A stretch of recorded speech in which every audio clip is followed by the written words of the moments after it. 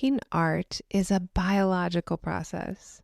This is the third episode in a series about the biology of making art and the science that informs how and why we are creating.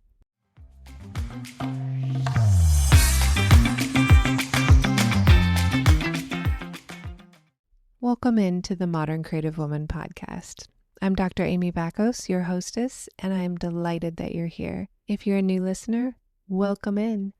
And if you've been here with me for a while, I am so happy that you're here on this audio creativity journey. Today, we're wrapping up this 3-part series on the biology and the science of why we're so compelled to make art, why it feels so good, and I want to talk a little bit about why you might be avoiding taking action to do the things that you know will help you feel good. Let's get into this. Let's get this started. As you remember from the last 2 episodes, we've been talking about the biology of art and some of the things that happen in your brain as it relates to creativity. The main focus that I want you to remember is that repetitive movements are a huge part of this. Mindfulness, flow, meditation, self-expression, problem solving, feeling good, and feeling energized. All of those are a direct result of engaging in creativity.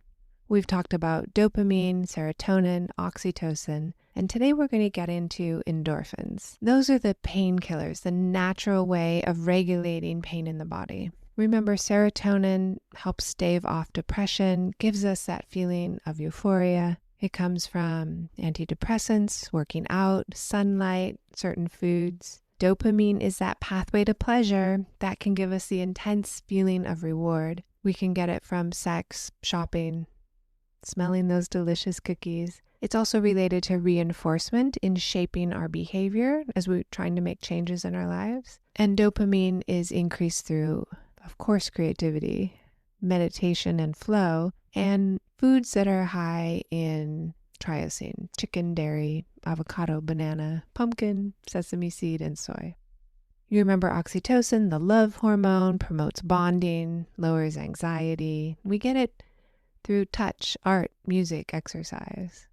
Let's get into the endorphins here. These are your brain's natural pain reliever, and they reduce stress. It gives you that feeling of well-being. I described it last time as the subjective feeling of well-being, and that's the research term.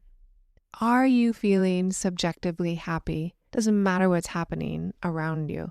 Can you feel a sense of well-being? And that's a real strength. Back to neuropsychology class, the endorphins are released by your hypothalamus and your pituitary gland, and they're in response to pain or to stress.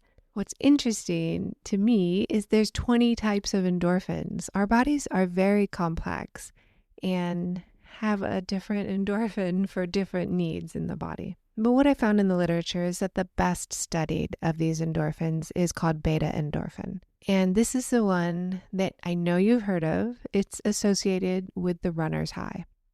And that's the feeling of wanting to run again, of running and it's hard and then it starts to feel easier. And running to the point where it feels pleasurable, or the urge to run again. Now, you don't have to be a runner to get your endorphins. We get endorphins when we laugh, when we fall in love, have sex, or even eat a delicious meal. So how do you increase your endorphins? The science says that we need to exercise at a moderately intense pace. It means going for a walk for 20 minutes at a brisk pace, going for longer at a lower pace. Don't want to run, don't want to walk, there's other options. Acupuncture and acupressure are designed specifically to release endorphins. There are acupressure points that are tapping into the specific beta endorphins. Remember I mentioned meditation and flow? In that process, you have a release of endorphins. I already mentioned sex, playing music, laughter. Do you know about this one? Ultraviolet light. Now, ultraviolet light is stimulating the release of these beta endorphins in the skin. There's a whole line of research around serotonin and light as well. And so the treatment of light boxes for seasonal affective disorder is pretty strong. The research is showing that a full spectrum bulb and 20 minutes in front of a light box in the morning increases serotonin and beta endorphins. When you think of creativity and art making, it is there for our survival, our self-expression, of course for love, and for advancing societies. Artists are able to reflect on politics, what's happening in the world, and how things are changing. Artists also promote change through their work. So when you think about making art and being creative, how do you feel in your body, in your mind, in your emotions? This leads me to reflect on avoidance of things that help us feel better. The process of avoidance is something that we have to overcome and master. And when I think of avoidance, it's about avoiding, controlling, or escaping uncomfortable experiences. And by that I mean uncomfortable thoughts, emotions, and bodily sensations. Us humans will work very hard to avoid feeling our own discomfort. And much of the time, people will work really hard to push it away in a short-term solution. And I've mentioned in this series addiction, doom scrolling on your phone. We can avoid uncomfortable emotions through even healthy things like exercise. Anything in the world can become an avoidance strategy. Some people overwork, some people overeat, some people undereat, some people over-exercise, spend all their time with their nose in a book. Anything you love to do could become an avoidance strategy. Many people fear that approaching their uncomfortable feelings will make it worse. If they start crying, they'll never stop crying. And I want to remind you that all of our avoidance strategies is like slapping a Band-Aid on an infected wound. The more we avoid uncomfortable feelings, the more they fester. The more we avoid uncomfortable feelings, the more we also have to squash down the good feelings. It's impossible to just suppress our discomfort without compromising our ability to feel good in other areas. Avoidance shows up in that revenge procrastination, where people are sad and frustrated that they worked all day in a situation they maybe didn't like, drove in a lot of traffic, and they feel like their time was wasted in some situation, and they procrastinate going to bed because they're trying to gain back a little bit of time for themselves. When in fact, what would help them feel better is going to bed. So we will work against our own self-interest in a whole plethora of ways. And I want to help you overcome that urge or that tendency to look for a short-term solution, to not Band-Aid your emotions, but rather let the wound air out and take care of it. We need to put ointment and clean out a cut before we put a Band-Aid on it. So when we think about being creative, it takes a little bit of time. Maybe you have to set up your art supplies. Maybe it doesn't always feel good when you're making it.